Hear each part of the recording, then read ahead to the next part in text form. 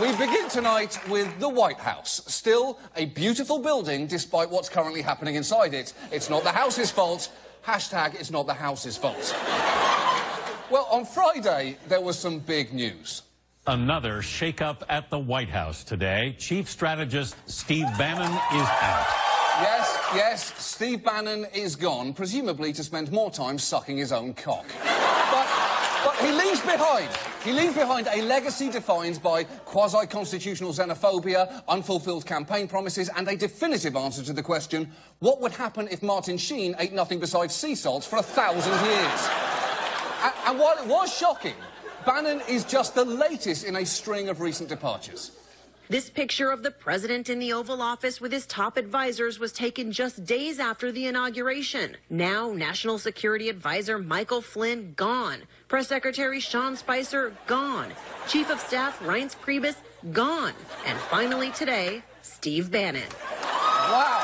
He is surrounded by 4 white nothings and Mike Pence. So let's make that 5 white nothings. But the truly depressing thing about Bannon's departure is just how utterly unsatisfying it actually is. Because, yes, one panderer to white nationalists has left the White House. The problem is, the one he was working for is still very much there. And on Tuesday, Trump doubled down on his remarks about the groups marching in Charlottesville last weekend. Not all of those people were neo-Nazis, believe me. Not all of those people were white supremacists, by any stretch. You had some very bad people in that group. But you also had people that were very fine people on both sides. No, they weren't. And I'll tell you why. Because if you are marching with white nationalists, you are, by definition, not a very nice person. Let me put it to you this way. If Malala Yousafzai had taken part in that rally, you'd have to say, OK, I guess Malala sucks now. I mean, I'm confused. I don't know why she's there, but Malala definitely sucks. That's the only conclusion you can draw. Now, thankfully, condemnation of Trump came fast, sometimes from unexpected quarters. A key White House Advisory Council of powerhouse CEOs voting to disband. Many of those business leaders, Democrats and Republicans, speaking out, like the CEO of Campbell Soup, saying racism and murder are unequivocally reprehensible and are not morally equivalent to anything else that happened in Charlottesville. Wow. When you become CEO of Campbell Soup, you do not expect to have to start your public statements with the words racism and murder are unequivocally reprehensible.